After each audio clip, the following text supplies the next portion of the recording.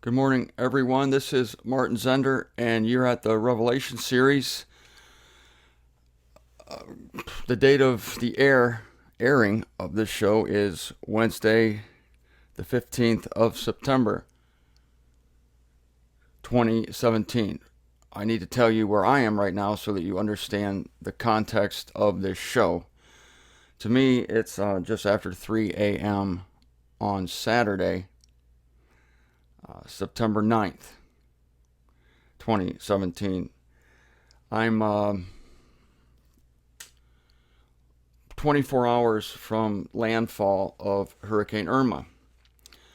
Now, I'm going to be speaking to you from my perspective right now. To me, there's the largest storm, both in mass and ferocity, the largest hurricane in recorded history is heading toward South Florida. I'm talking to you from that perspective. This is my understanding. This show is not meant to be melodramatic. It's not meant to be grandiose. It's not meant to be, in any sense, emotional. That's not what I'm intending it to be. I'm not intending to stage a show here. I'm just telling you that from my perspective, a little after 3 a.m. on Saturday, September 9th, with this hurricane 24 hours away, it feels like a death sentence, somewhat of a death sentence. It feels like really what we've been talking about, a pregnancy, a child being delivered, something you can't get out of. And the question might come, or the comment might be made, Martin, you could have gotten out of it. And that's what I want to talk to you about today. Yes, I could have gotten out of it. And it could be in 24 hours. I might very seriously wish I had. I will explain that to you. I need to explain that to you on today's show. This is the third anniversary of the Revelation series. The Revelation series started on September 15th, 2014. From your perspective, this show is being published on September 15th, 2017. 3 years. Unbelievable. 3 years, and it's been coming to you 3 years, 5 days a week for 3 years, and I'm pleased with that. I'm pleased with the work. I'm pleased with the scope of it. I felt compelled to do this probably way back in 2012, 2011, maybe 2010. I can't think how far back it was when I was sitting on a bench in Mansfield, Ohio, at the gardens down there.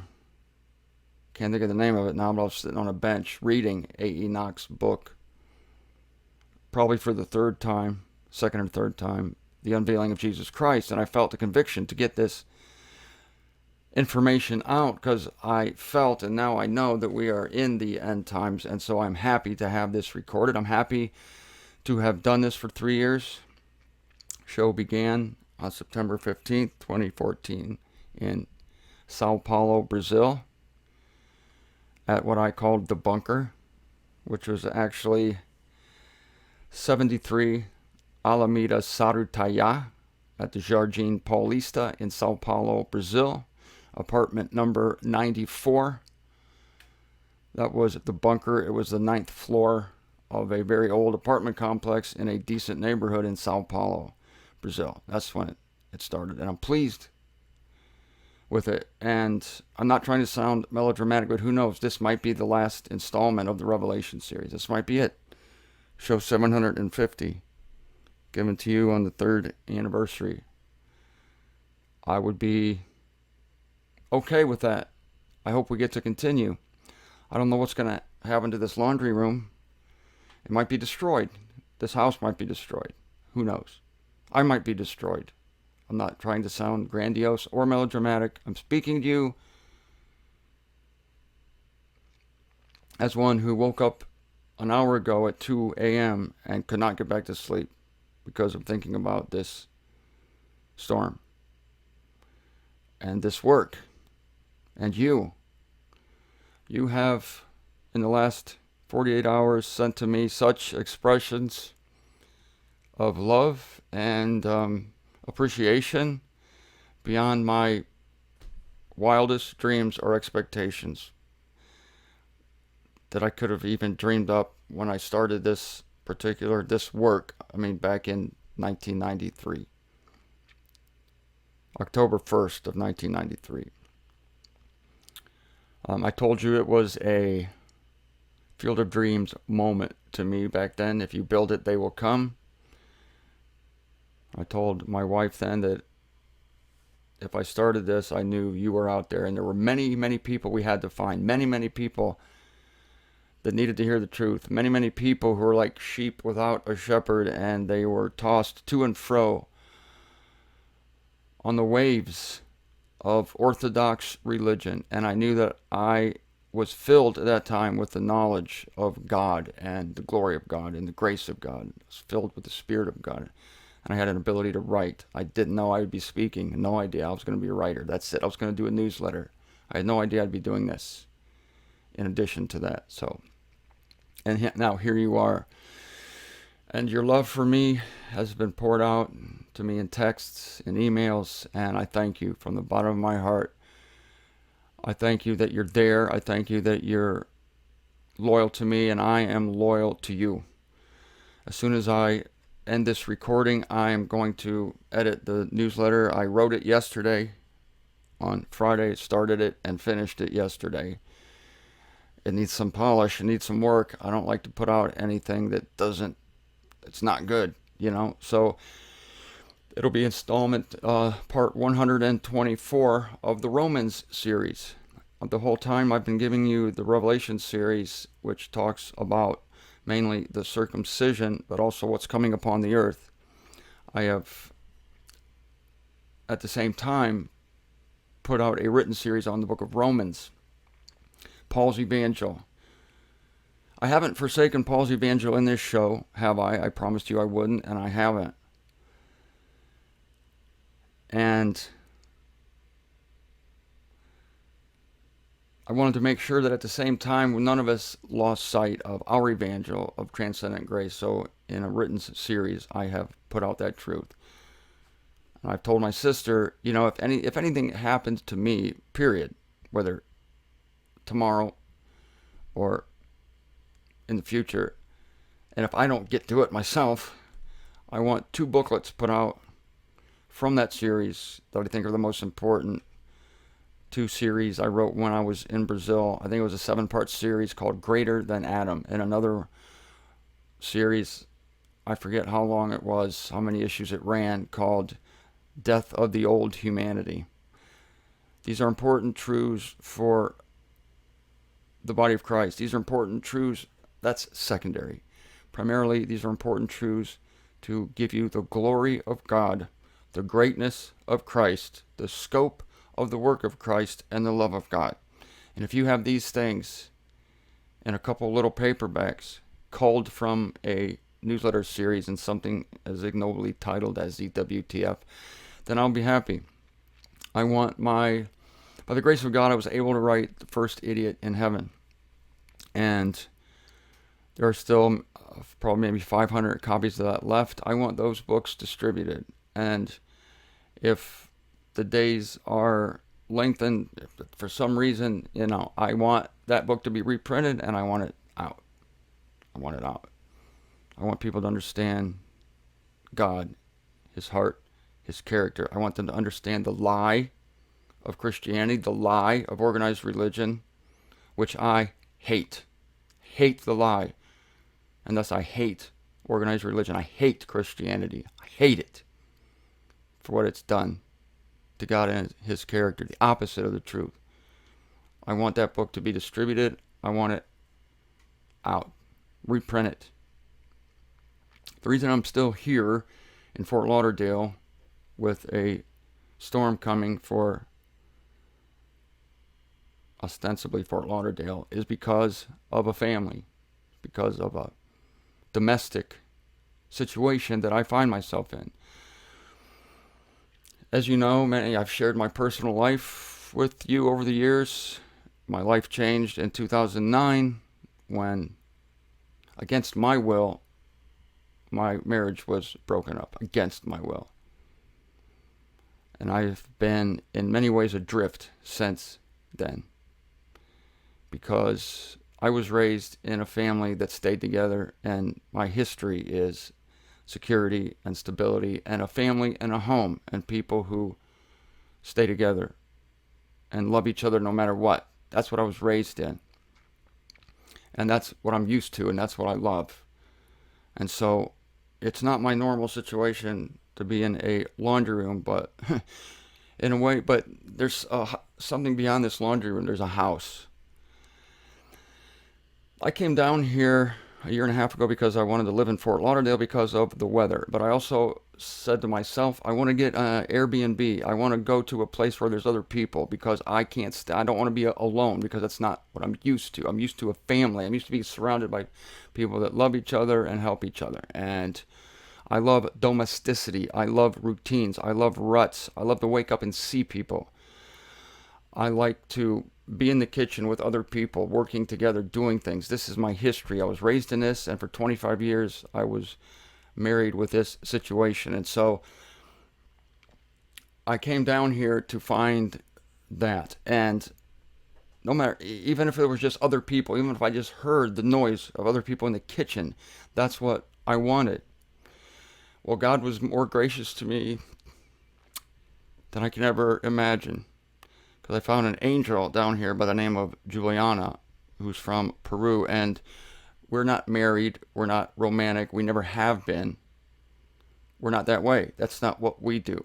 But we found a mutual love, and I have become this. I did not see this coming. This was God giving me a mercy in the last days.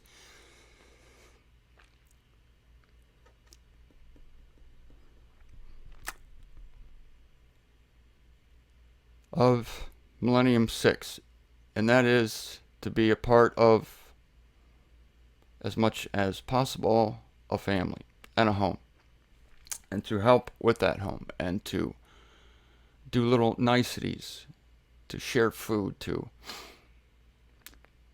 help put boards up on the windows because of a hurricane that's coming, to encourage. And since I've been here, people have come in and out from all over the world. It's an Airbnb, so there's other rooms that aren't rented. When I first came here, I didn't know I'd be staying here because it was a little expensive. I wanted my expenses to be as low as possible. I wanted to make my money last. I wanted to do the work, and I wanted to be warm. Those were I didn't want to be alone. Those were my primary goals, my primary needs. And so, since it was a little pricey, I came here for 2 weeks. I initially booked this place. I found it online. I was online in Canton, Ohio after I got back from Brazil. And I found this place. I came down here on January the 9th. I left Canton, Ohio on January 6th. I got here on January 9th. I knocked on the door. I was supposed to stay 2 weeks and then find a cheaper place, find a less expensive place. Because even this was too much, I thought. So that's what I did. I came down here, and then I met Juliana. Since then, I've met her son and her extended family. And they adopted me. I've become close to them. And then one day I walked into this room. Juliana said, eventually I'm going to turn the laundry room into a proper boarding room. I kept that in mind. A couple of days later, I said, why not just, look, I'll rent this room for you for half the day. You don't need to move the washer and dryer. I'll just take it. If you can cut the rent in half for me, because I'm only going to be living here half the time. But you don't have to change a thing. You don't have to put $1 into it. I don't need much. I just need a bed to sleep in at night. That's all I need. I didn't even know I would have this on a desk in an office. This is bonus. She didn't have to think very long about that. She said yes. So here I am. And I'm here because even though I tried to suggest to her, strongly even, that we should get out. She seemed intent, and was intent, with her 91-year-old father to stay here. You might say, well, Martin, why didn't you, if you consider yourself somewhat of the man of the house, and I do, I took care of this place, remember, for 2 weeks when Juliana was in Peru, her son and I. He's 18.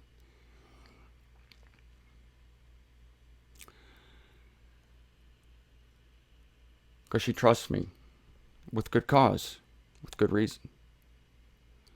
And the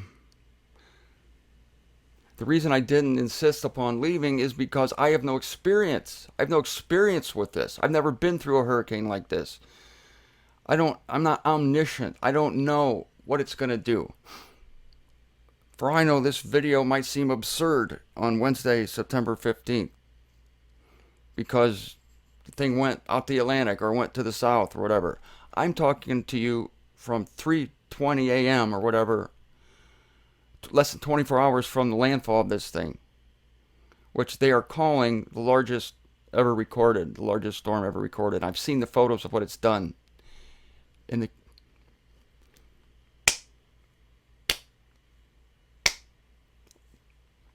on the Caribbean islands, and I haven't looked at any photos since then of that.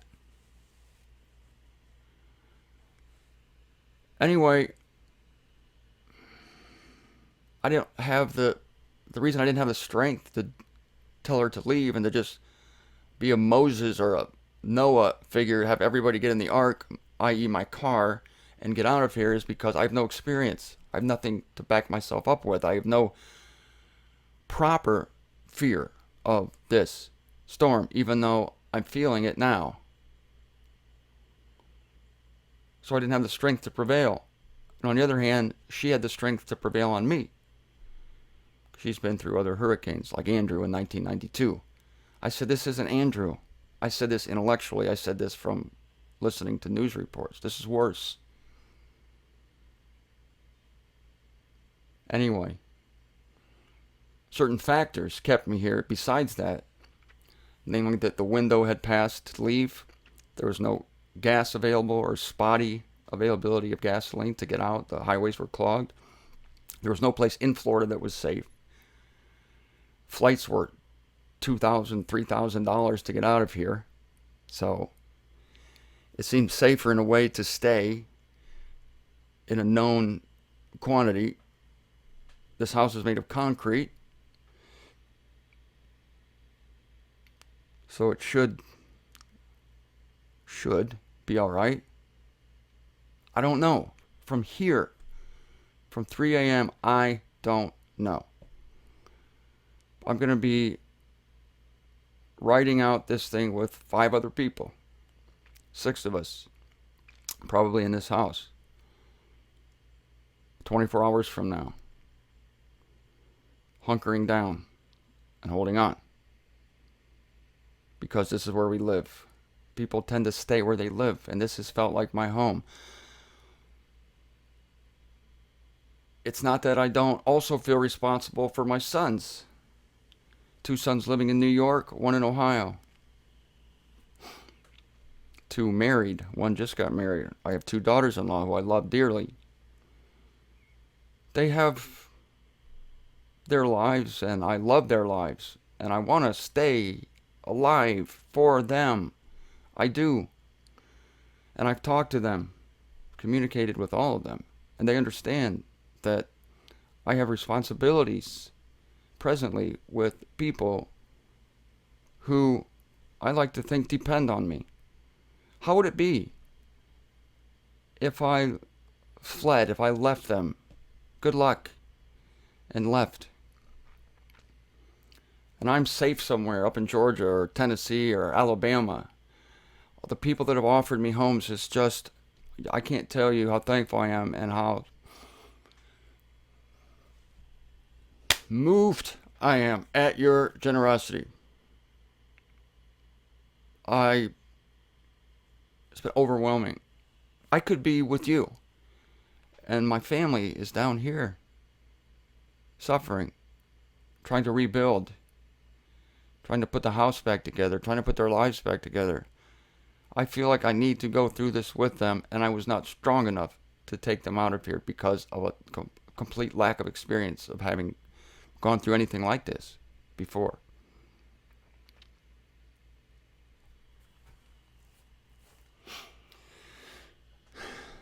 So, and I told you that Juliana, I've been able to talk to her about the truth. And she seems receptive while you're saying it. You know how it is. You talk to people and they nod and yes, and then you talk to them 2 days later and everything seemed to go over their heads. But she loves God. I know that. I don't know if she's a member of the body of Christ. I don't know. It's not my business. She has my book. I gave her my book. I've talked to her about the Evangel of Grace. I've talked to her about the two evangels. Talked to her about the times we're living in. But I don't think it registers, to be honest with you. It's not her fault. God's locked up altogether in stubbornness. He's been merciful to us, unbelievably merciful and gracious to us to give us the truth. Unfathomable. I will be here with 5 other, for all I know, relatively, in the body of Christ, unbelievers. They might believe in God, you see, but I'm talking about the body of Christ. They might believe in God. Her dad's a staunch Catholic, so he believes in some monster with a beard. That's about it, that he has to pray to in fear. He has to have a crucifix in his room. Pray to the saints and all that. That's what he's about. So I still love him. Well, I love these people. Love these people. I don't judge them. Right? So I got to go and put the newsletter together so that you have it in your inbox. That's important to me. And the city's going to turn off the electricity sometime, the power. They're going to shut it off before Irma does it for them. But I don't know when that's going to be. Hopefully it's not going to be till the end of the day today. So this will be the last show I make before the storm. It may be the last show I make ever. I don't know. I'm pleased with my work. I'm thankful to God for it. I'm thankful to God to my sister, Kelly, who loves me and who is basically crying every day because of her love for me. I'm also responsible for her. I mentioned my sons, yes, but my sister, she's a rock for me, an anchor for me. I can't imagine life without her. Forget the fact that she's done so much, given her life to this work for really no earthly rewards. And in fact, some earthly debt. It's been tough, but she's done it. And she's done it well.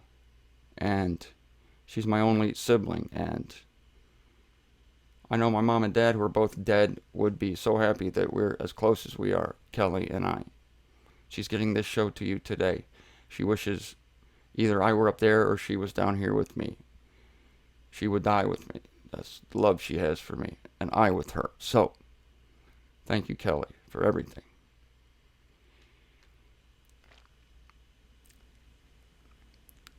So, and she's also a member of the body of Christ. So those ties are even stronger than blood. So I'm going to close this show now, show number 750, my goodness, on the 3rd anniversary from where you are of this series. Continue to read the Romans series. Please get the book, The First Idiot in Heaven, out to as many people as you can. Leave it places. Write Charles Rutsch, CharlesRutsch @gmail.com. He will send you more books. All right. I don't know what's going to happen with the power. The cell towers might be down. Might not be able to get word out to you for a week or 2 weeks. I don't know. That's the only reason you won't get a show. It's the only reason you won't get a newsletter if that happens. Otherwise, the first thing in my mind is to get the show out and get the newsletter out. That's the first thing in my mind. Continue this to the end. Until then,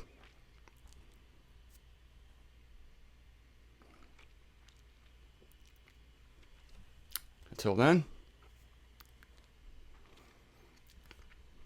this has been Martin Zender. It's been an honor to speak to you, to record for you, and to write to you.